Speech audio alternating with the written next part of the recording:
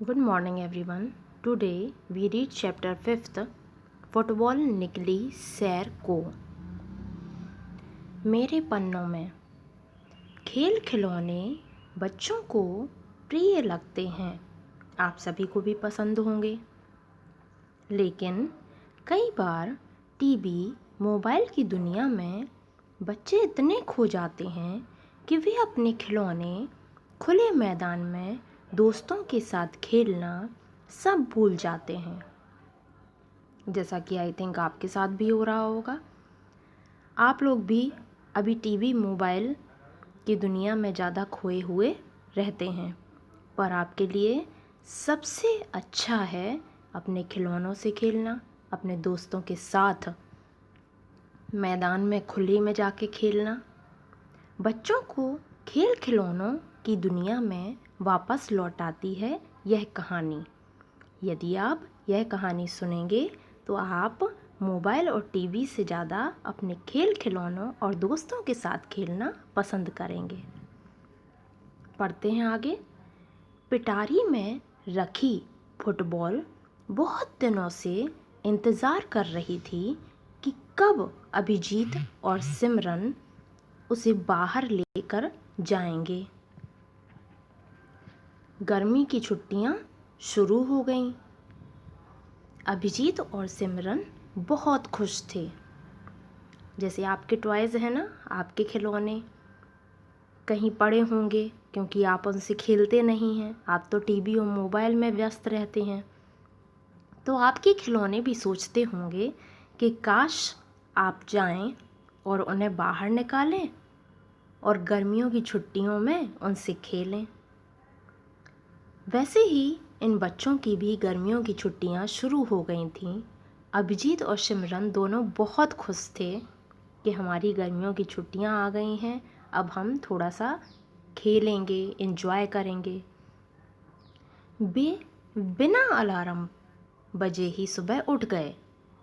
वैसे तो आप लोगों को भी अलार्म की ज़रूरत होती है, लेकिन जब गर्मियों की छुट्टियां होती हैं तब आप कैसे उठ जाते हैं जल्दी से? तब आपको अलार्म की ज़रूरत ही नहीं होती। एक अलग ही खुशी होती है बच्चों में कि अब हमारी गर्मियों की छुट्टियां आ गई हैं। नहा धोकर वे दोनों भी टेलीविज़न के सामने बैठ गए। आगे देखिए क्या हुआ। Page number 33। फुटबॉल ने पिटारी से बाहर झांका और उछलकर कमरे से बाहर बरामदे में आ गई। फुटबॉल जहाँ पिटारी में बंद रखी थी वहाँ से उसने झांका और उछलकर बाहर आ गई। वहाँ एक कोने में साइकिल खड़ी थी, उस पर धूल जमी हुई थी। उसके हैंडल पर दूसरी तरफ कुछ कपड़े टंगे थे और एक तरफ एक पुरानी सी छतरी। फुटबॉल पहले तो साइकिल को पहचानी नहीं। जैसे ही उछलकर आगे बढ़ी, पीछे से साइकिल की आवाज़ आई, ठहरो ठहरो, कहाँ जा रही हो? मैं भी तुम्हारे साथ चलूँगी। घर का कुत्ता मीचू भी भौंक भौंक करता बाहर आ गया। जैसे ही देखा कुत्ते ने, वैसे ही वो भी भौं भौं करता बाहर आ गया। इतने में माँ ने आवाज़ लगाई, सिमरन, अभिजीत, जाओ सामने वाले मैदान में खेलो। इतवार के दिन वहाँ रवि अंकल बच्चों को बहुत सारे खेल खिलवाते हैं, मीचू को भी अपने साथ लेते जाना। सिमरन ने पुकारा, मीचू मेरे प्यारे मीचू, तुम कहाँ हो? घर में इधर उधर ढूंढा लेकिन मीचू ना मिला। अभिजीत और सिमरन बाहर गए। बाहर मैदान से मीचू के भौंकने की आवाज़ आ रही थी। वे दोनों भी वहीं पहुंच गए। मैदान में बहुत बच्चे थे। कुछ रस्सी कूद रहे थे, कुछ पेड़ की नीची डालों पर झूल रहे थे, कुछ छिपन छिपाई खेल रहे थे। मीचू भी खुश होकर बच्चों के आसपास कूद रहा था। फुटबॉल बीच बीच में उछलकर बच्चों के पास पहुंच जाती। बच्चे किक मारकर उसे एक दूसरे की तरफ पहुंचा देते। फुटबॉल को बहुत मज़ा आ रहा था। रवि अंकल ने कहा, देखो मेरे हाथ में क्या है। बच्चों ने बोला, रवि अंकल आज हम क्या खेलेंगे? तभी रवि अंकल सैर करते हुए आ गए। वे फुटबॉल के अच्छे खिलाड़ी थे। उन्होंने फुटबॉल को हाथ में उठा लिया और मैदान के बीच में पहुंच गए। फुटबॉल देखते ही बच्चे खुश हो गए। अभिजीत ने कहा, मैं गोलकीपर बनूंगा। रवि अंकल बोले, पहले सब बच्चे मैदान के 2 चक्कर लगाएंगे। गिनती बोलते हुए सब बच्चे लाइन में खड़े हो गए।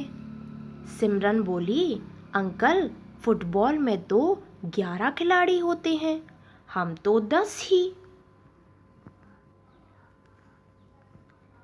तभी दूर से मीचू दौड़ता हुआ आया और बच्चों के साथ खड़ा हो गया।